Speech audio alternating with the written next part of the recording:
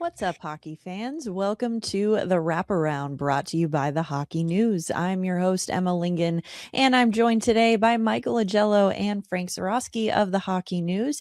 And the Stanley Cup Final has yet to begin. That happens tonight, but we have still got lots and lots to talk about today, lots to get into. Before we get into any of it, though, do want to remind you that for over 75 years, the Hockey News has been the ultimate hockey fix. Now get 12 issues delivered straight to you, packed with stories, stats, and a bonus gift issue to kick things off. Head over to thn.com and get in on the action. All right, you guys, we're going to start.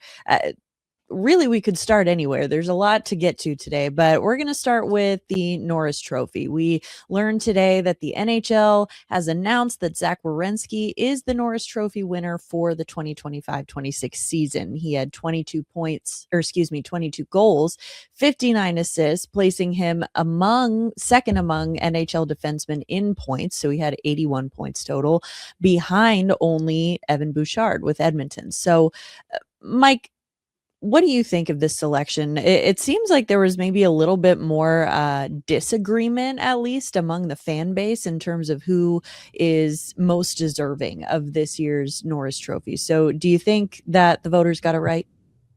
I do. On my unofficial ballot, I had Werenski number one and Makar number two. I was a little surprised that Quinn Hughes wasn't higher, but I think he scored under 10 goals all season, so that was probably a factor.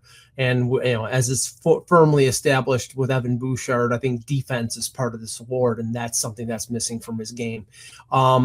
But yeah, I mean, Werenski overwhelmingly had the first place votes. Makar had most of the second place votes, and I thought Rasmus Dahlin, finally cracking the top three was, legitimate because he had a great year with Buffalo.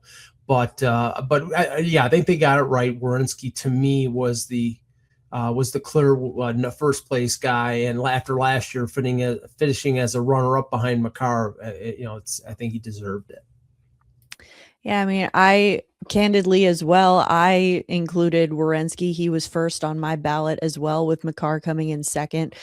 Frank, when you look at the votes, the distribution of the votes, I think, again, there's always some kind of discussion, right, about is this for the best defenseman, the best offensive defenseman, in terms of the definition of the award itself. But what do you think of the final result here? And do you think that the voters got it right? I do think the voters got it right, Emma. And, you got to look at the totality of a defenseman. And if you're looking at best offensive defenseman, I think Evan Bouchard wins that handedly.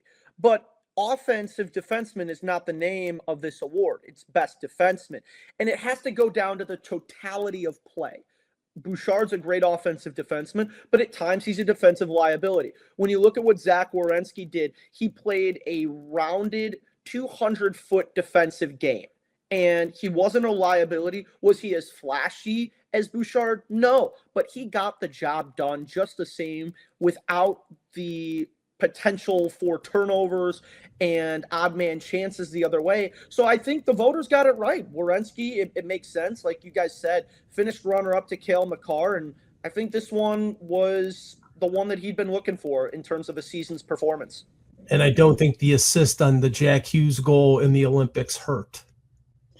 Yeah, definitely nice little cherry on top there for Zach Werenski. Of course, congratulations to him winning the Norris Trophy this season. Moving on, like I said, because we got lots to get to.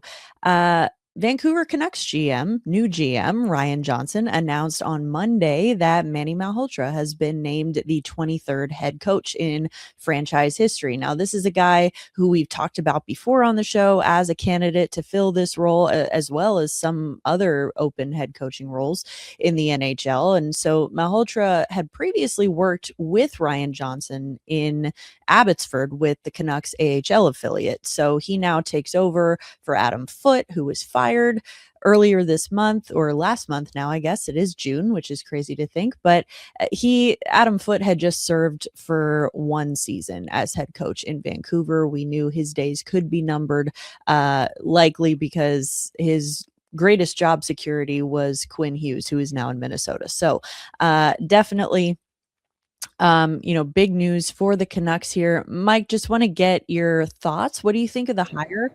And do you think that Malhotra is going to be a good fit? I mean, first, this was the worst kept secret in the world that Malhotra was going to be the hire.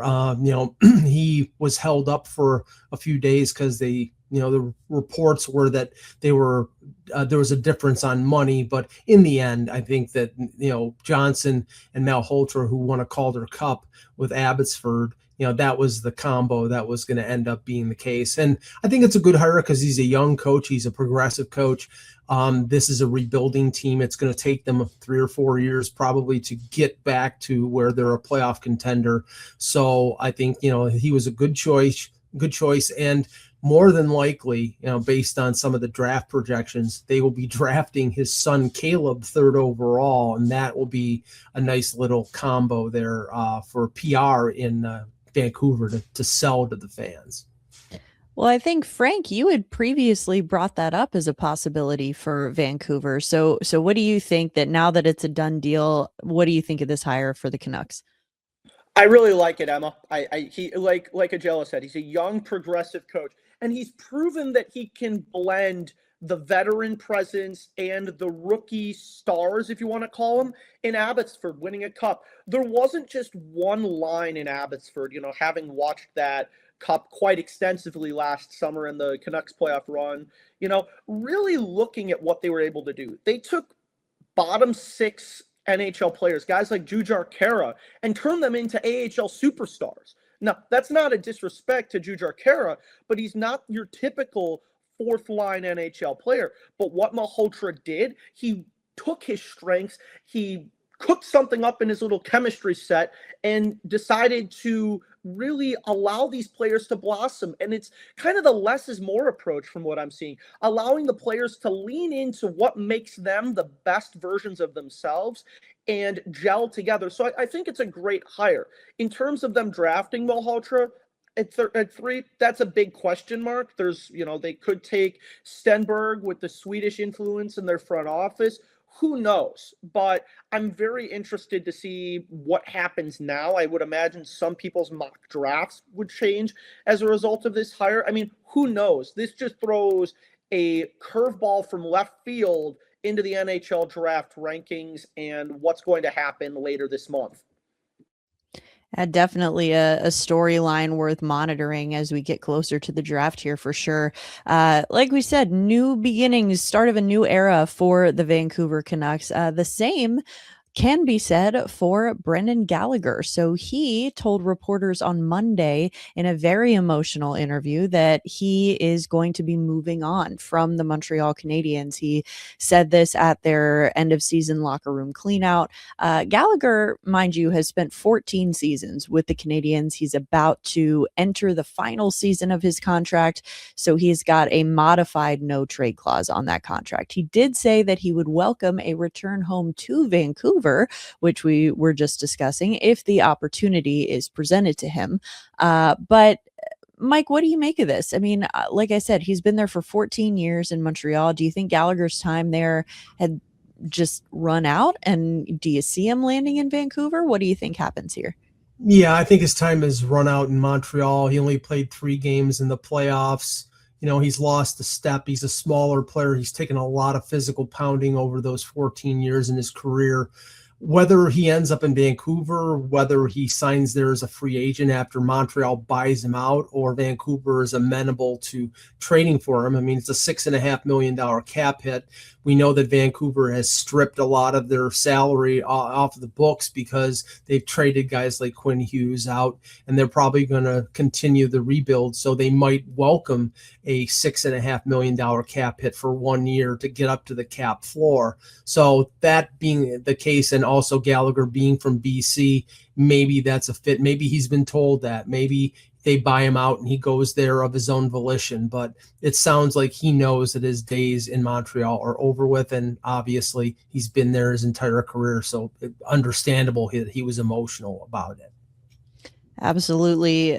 Frank, knowing that this is the end of the road for Gallagher in Montreal, do you think it's going to be as clean cut as he goes home to Vancouver? Or do you think that we see a little bit more excitement here? I think we see a lot more excitement, and I say that he will take his talents to the state of hockey with the Minnesota Wild. They needed to shore up their depth. Yes, Gallagher has lost his step, but do you know what he hasn't lost? His fire, his passion, his energy. He is running around there, delivering the body, and he is somebody that Minnesota could take, plug into their third, fourth, second line as a plug potentially, and use him as a spark plug to help their team down the stretch. I could absolutely see him going to the Minnesota Wild, assuming he doesn't go home to Vancouver. Now, would Minnesota have the cap space, have to work some things out? That's a question that I'm not qualified to answer because I'm not privy to the behind the scenes conversations. But what I can say is that from a pure hockey perspective, if he doesn't go to Vancouver, I think he'd be a perfect fit with the Minnesota Wild.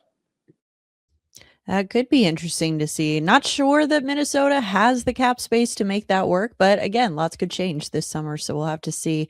Another player in Montreal who has discussed or who has been discussed at length about a potential change of scenery is Patrik Laine. So Patrik Laine, he spent the last 4 months skating with the Canadiens without seeing any game action during that time. He was limited to just 5 games this season after he underwent surgery on a core muscle in late October. So Laine said at locker room cleanout, quote, "I'll be playing in this league for a long time. That's not a question. That's never something I've doubted. I just kind of need an opportunity. Great shape, feel good, still got a lot of time before next season.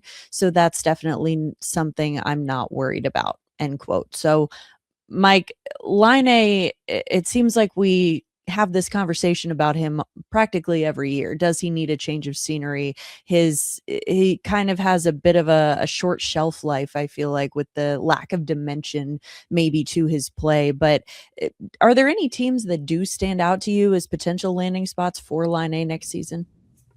Well, I think he's going to probably end up being a one-year mercenary because of his health issues. I mean, he probably signs a one-year contract with a team that needs scoring. You could say the LA Kings is a possibility because they have a lot of cap space, obviously, with Kopitar retiring. A team like the Buffalo Sabres, possibly if he has an association with Jarmo Kekalainen going back to Columbus. And we think that Alex Tuch is probably on his way out, going into free agency. So, but I don't think anybody's going to sign him to a multi-year deal. I think it's going to be a one-year deal. It's going to sort of be a prove-it deal. And remember, I think he's 28 years old. He's the same age as Austin Matthews. He was picked right after Matthews in that 2016 draft. So he's still a relatively young player and has a lot of offensive ability. He just needs to stay healthy, and he needs to be able to find a place that is a fit with him. And honestly, this whole situation, it smacks of a little bit of cap circumvention when it comes to Kent Hughes and the Montreal Canadiens, because this guy was healthy, but they didn't activate him probably because he had a big cap hit and they couldn't fit him. So maybe the league will look into that because that doesn't smell right. Interesting. Yeah, of course, Laine does have a lengthy injury history. Not to mention, Frank, I mentioned his play being a little one-dimensional. Obviously, very skilled offensively. He's a power play specialist, but at a certain point, he sometimes becomes a bit of a liability, especially with his injury history. So, Frank, if you're looking around the league right now, where do you see as kind of a logical landing spot for Patrik Laine? The old saying, Emma, is fool me once, shame on you, fool me twice, shame on me. And I'm looking back to the Windy City and a player that the Chicago Blackhawks had by the name of Dylan Strome. Now, Dylan Strome was the 3rd overall selection in the 2015 NHL draft. Struggled in Arizona, didn't really find his groove in Chicago. Chicago let him walk in free agency. He signed a prove-it deal with the Washington Capitals and is now one of their best players. I think the Chicago Blackhawks should absolutely take a shot with Patrik Laine. It makes a lot of sense. They need some scoring edge now, and some of their prospects aren't fully baked. So if it doesn't work out, you sign him to a league minimum deal, maybe $1 million or $2 million at most, and you bring him in, see what you can squeeze out of him. If it works, great. If it doesn't, you move on. And that's what I would do, because the Blackhawks have a lot of prospects in play. But again, some of them are not fully blossoming yet, and that takes time. You've got a guy like Laine, who's around the same age as Dylan Strome, and Strome is tearing it up with the Washington Capitals. I mean, I believe he was a 30-goal scorer this year, if my memory serves correctly, and really has just jump-started the offense in Washington on a number of occasions. And that's what Chicago could use. A guy with veteran history who's still young enough to make a difference. And I'd like to see what he can do in Chicago. That could be an interesting fit. I do think if you're going to get Patrik Laine on a 1-year deal, it's going to have to be for more than $1 or $2 million, but it would be an interesting fit there for sure. I do want to switch gears here a little bit, talk about some junior hockey, because we've got some updates there. Sam O'Reilly, Tampa Bay Lightning prospect, he made history when he won the Memorial Cup with the Kitchener Rangers over the weekend. So when I say he made history, I mean he became just the 4th player in the history of the league to win the league's most outstanding player award, along with playoff MVP and Memorial Cup MVP honors. So the other 3 guys in history who have done that, guys perhaps you may have heard of by the name of Brad Richards, Corey Perry, and Mitch Marner. So O'Reilly was traded to the Lightning by the Oilers last season in exchange for Isaac Howard. That was last offseason, rather. So, Mike, when you look at, obviously, this is a tremendous accomplishment for Sam O'Reilly. Do you think it's too early for the Oilers to start regretting this trade, or do you think that they should be maybe rethinking this one a little bit? No, regret it right now, for sure. I mean, not to say that I don't think Isaac Howard's going to be a good NHLer. I think he could be. I think he probably has to get out of Edmonton, but probably could be. But O'Reilly, the feat that he accomplished is very impressive, and we know the talent recognition of the Tampa Bay Lightning. They obviously targeted O'Reilly as the price that they would need to get for Howard. He had a great season in junior. I've heard comparisons of O'Reilly to a current Tampa Bay Lightning player in Anthony Cirelli. And then Julian Brisebois goes out and signs his teammate Jack Pridham trades for him, and now they have his rights.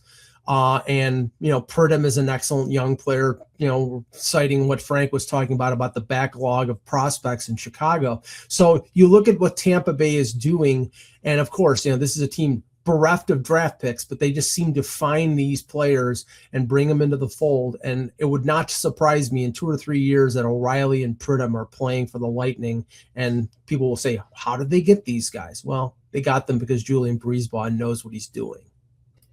He really does. And, when you talk about a prospect pipeline that was just bereft of anything, it seemed like they were constantly going all in on the present, the now. And you would think that they would have nothing left in the cupboards. But Tampa Bay, like you said, they always seem to, sometimes you just need 1 or 2 guys to completely change the complexion of your development pipeline. So, Frank, when you look at this, obviously, for O'Reilly, it's a great accomplishment.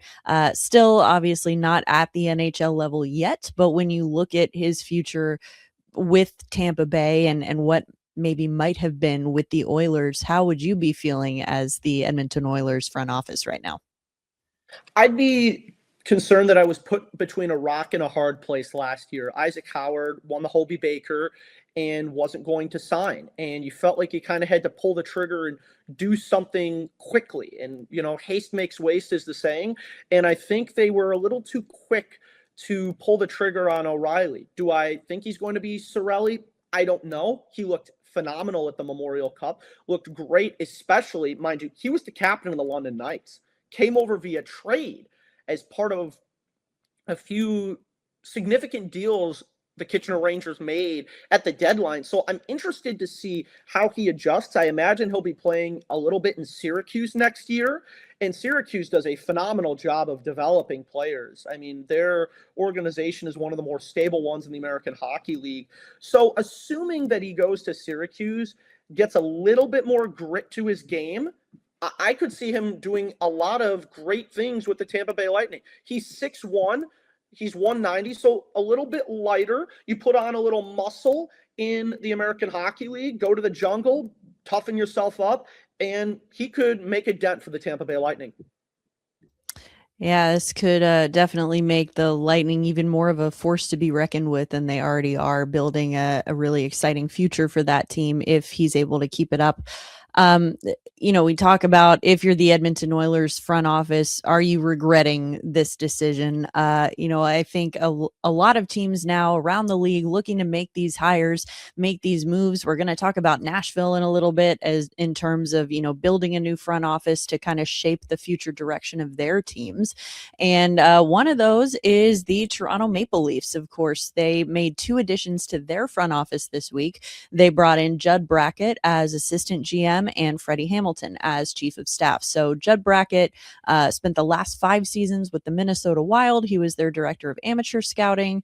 Then Hamilton, of course, former NHL player. He played in 75 games with the Sharks, the Avalanche, and the Coyotes. So Mike, there's been a lot of change happening for the Maple Leafs in a very short period of time. And that has involved a lot of outside the box decisions. So do you think it's kind of difficult to determine if these changes are going to have any meaningful impact on the ice, at least in an immediately evident way?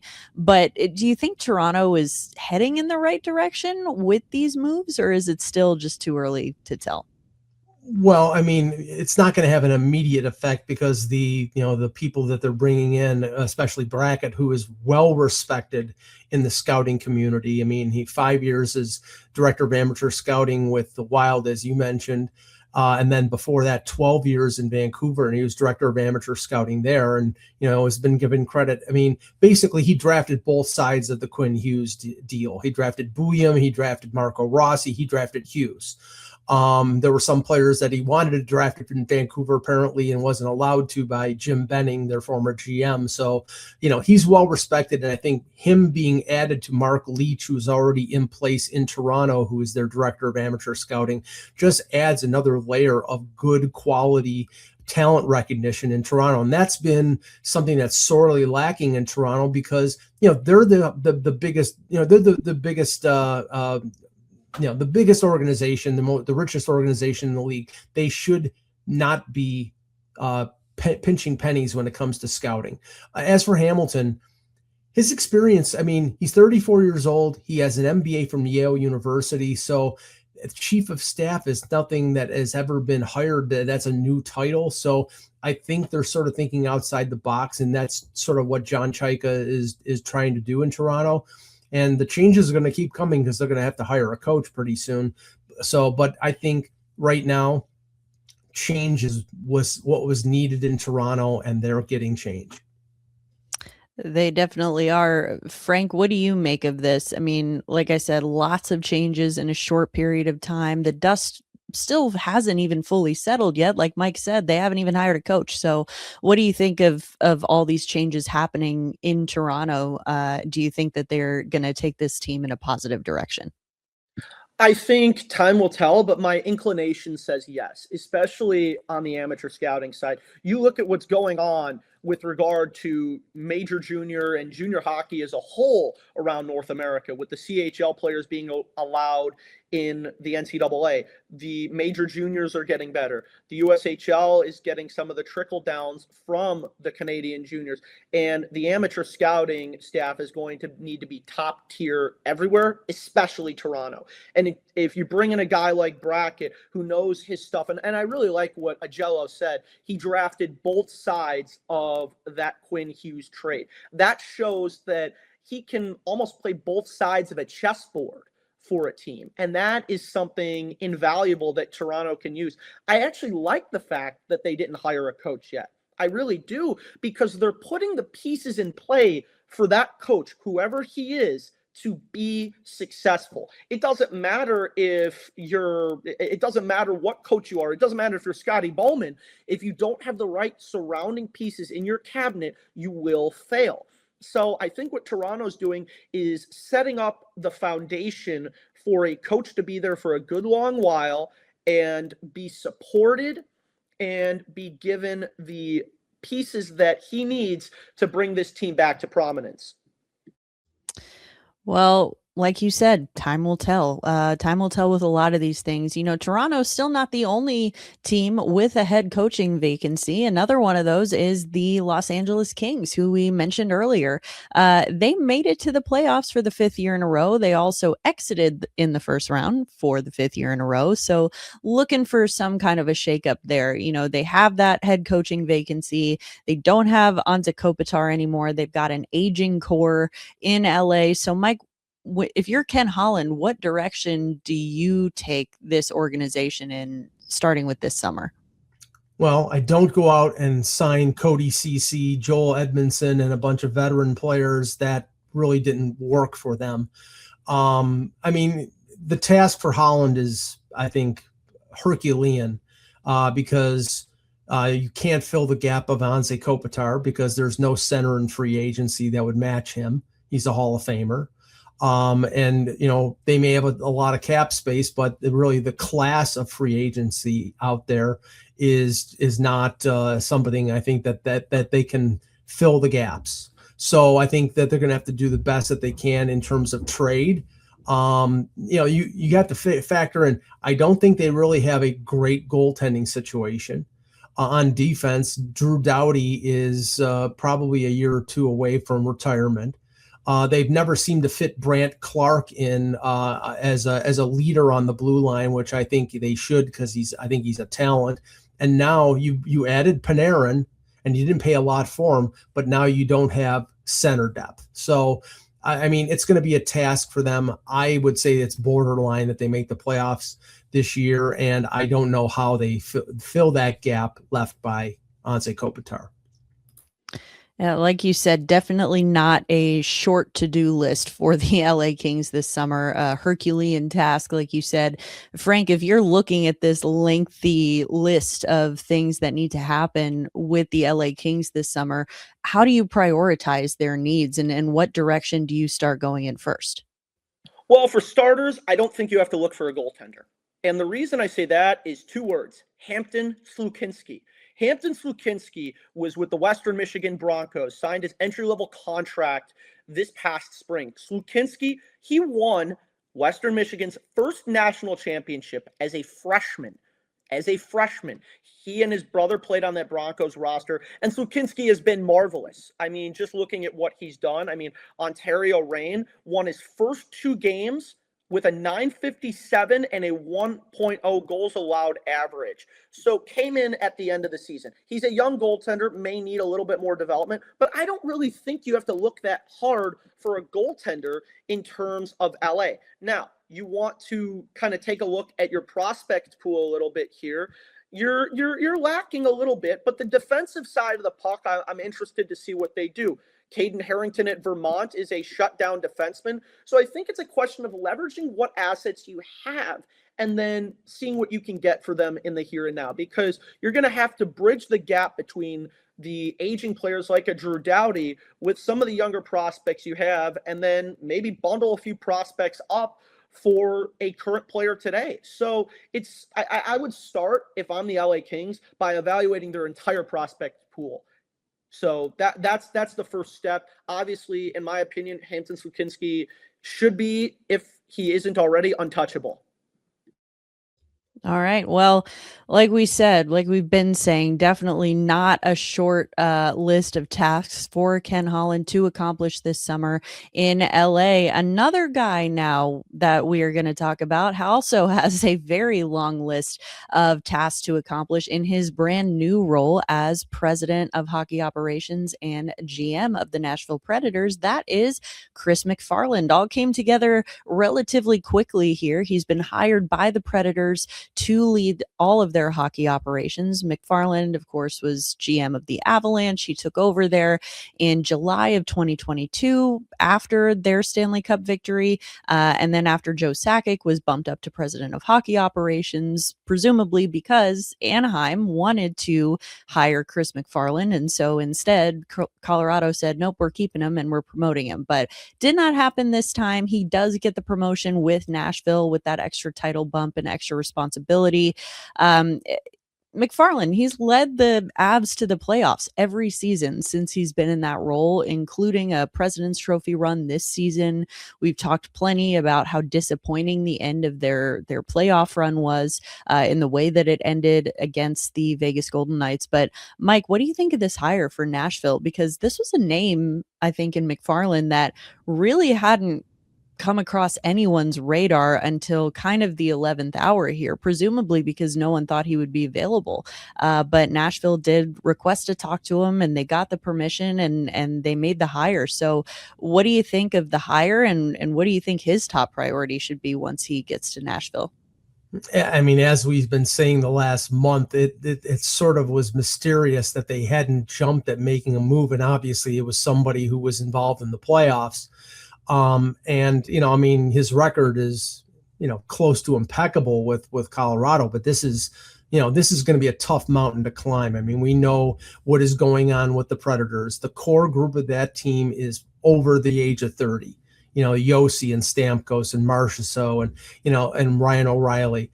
I mean, I think this is a rebuild. But I don't think the ownership wants to hear that, but I think that's the reality. I think that, you may have to trade a Roman Yossi if he would allow himself to be traded. You may have to trade a Steven Stamkos if he allows himself to be traded.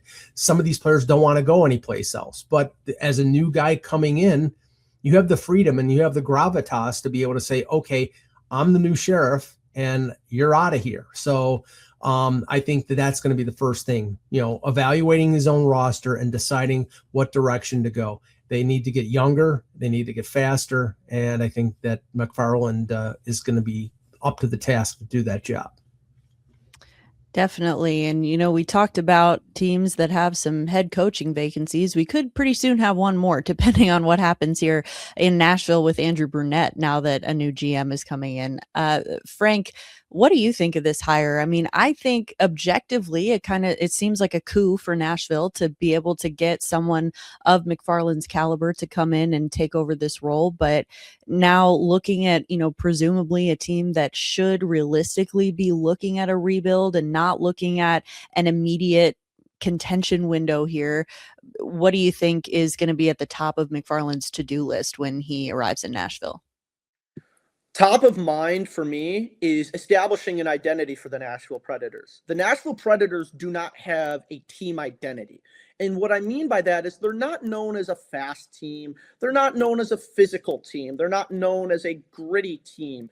They don't have an identity. And as a result of that lack of identity, they're not a cohesive team. I'm going to kind of echo what I said about LA. I think they should look at the entire prospect pool, see who's good, see who isn't. I mean, they've got good players in their midst. Ivankovic at Michigan, Riker Lee at Michigan State, just to name two off the top of their head. So they've got some good prospects in the pipeline. Now, the question is, what are you going to do with the guys you have? This could take them 5 years to be competitive again. And, it wouldn't shock me if they make some trades, get more draft picks. I'd say they're Chicago Blackhawks in, 2022 right now, where the Blackhawks, they had a lot of veterans at that time. They had to make some hard decisions about who they were going to keep. They made a lot of trades. And I think Nashville's in the very same position with some of the old guard, with Roman Yossi, some veterans like a Stamkos, as Augello mentioned. So it's kind of a wait and see, but I'd be evaluating everything and anything if you're MacFarland. See, what do I have at my disposal to use, and what do I need to go get, whether that's draft, free agency, or trade? I really like what you say about the identity of the Nashville Predators. I'm located in Nashville and I cover the Predators, and I think that is right on the money. I've been saying that really since last year. I think that this team used to be known by, they call it the Predator way. You know, they were going to be gritty, they were going to be physical, they were going to be tough to play against. You know, defense and goaltending was sort of their backbone of that team. And obviously that was bolstered by a core that had guys like Roman Josi, at the time, Matthias Ekholm, you know, you had Pekka Rinne, and I think that the team has gotten away from that now. And not to say that that needs to be the only identity they can ever have, but the problem is now they don't have any. And so it's a little, it is hard too. You go and you see the guys who they traded away, and just within the last couple years, thriving on teams that are playing in the Stanley Cup playoffs and some in the Stanley Cup final right now. So definitely a much needed change in Nashville. I think that Nashville fans should brace for a lot more change to come here. And I think that that in the end is going to be a very good thing for this organization. Of course, if you want to read any more about the new GM hire in Nashville, any of the players, the teams, the topics we've talked about today, or to get ready for the start of the Stanley Cup final between the Carolina Hurricanes and the Vegas Golden Knights, head over to the Hockey News. It's been the go-to for all things hockey since 1947. 12 issues packed with game and player insights, plus a free issue to start, is a must-have for any fan. Head to thn.com/free and grab your subscription today. That's going to do it for today's episode of the Wraparound. Thank you so much to everyone who tuned in and listened to us talking some hockey today. We really do appreciate it. We'll be back with an all new episode on Thursday. But for now, for Michael Augello and Frank Zawrazky, I'm Emma Lingan. This is the Wraparound, and we will see you next time.